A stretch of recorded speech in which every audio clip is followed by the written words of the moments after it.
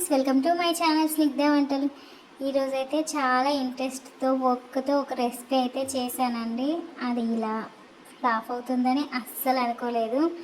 Recipe ఏంటో మీరు చూసేయండి. నేను చేసిన మిస్టేక్ ఏంటో లాస్ట్లో చెప్తానండి. రెసిపీలోకి అయితే వెళ్ళిపోదాం. ఇప్పుడు ఒక ప్యాన్ తీసేసుకొని 1/4 కప్పు వరకు పంచదారని తీసేసుకోండి. ఇప్పుడు ఇందులోనే 1 టేబుల్ స్పూన్ వరకు వాటర్ని వేసేసుకొని పంచదార కరిగిపోయి క్యారమలైజ్ అయ్యేంత వరకు మనం ఫ్రై చేసేసుకోవాలండి. ఇలా పంచదార అనేది కరిగి మంచి కలర్ వచ్చేంత వరకు క్యారమలైజ్ చేసేసుకోండి. ఇప్పుడు మనం ఒక టిఫిన్ బాక్స్ కానీ లేదంటే ఒక గ్లాస్ గిన్నె కానీ తీసేసుకొని ఈ క్యారమలైజ్ని గిన్నెలోకి అయితే వేసేసుకోండి. ఇది అంతా స్ప్రెడ్ చేసేసుకోవాలి. ఇలా స్ప్రెడ్ చేసి పక్కకు పెట్టేసుకోండి. ఇప్పుడు ఒక మిక్సింగ్ బౌల్ తీసేసుకొని 2 ఎగ్స్ అయితే తీసేసుకోవాలండి. ఇలా 2 ఎగ్స్ తీసేసుకున్న తర్వాత ఇప్పుడు ఇందులోనే 1/4 కప్పు వరకు పంచదారని వేసేసుకోండి.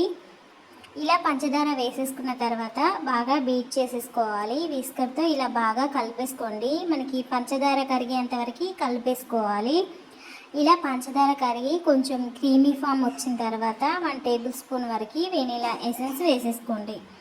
వెనీలా ఎసెన్స్ వేసేసుకున్న తర్వాత మొత్తం ఒకసారి అయితే కలిపేసుకోండి.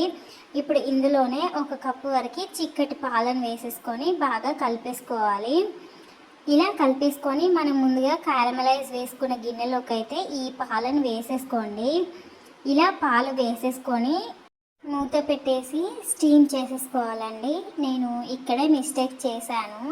నేను తీసుకున్న ఈ గిన్నెకి చిన్నగా హోల్ ఉందండి, అది చూశాను. కానీ ఏం పర్లేదులే, ఏం లీక్ అవుతుంది అని అనేసుకున్నాను. ఇలా ప్యాన్ పెట్టేసి వాటర్ వేసుకున్న తర్వాత నేనైతే టిఫిన్ బాక్స్ని పెట్టేసుకున్నానండి.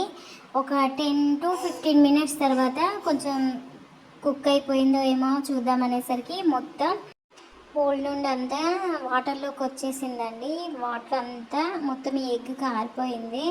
ఇక మిగిలింది అనేసి కొంచెం మిగిలింది, అవి వేరే గిన్నెలోకి ట్రాన్స్ఫర్ చేసి ఫ్రిడ్జ్లో పెట్టేశాను.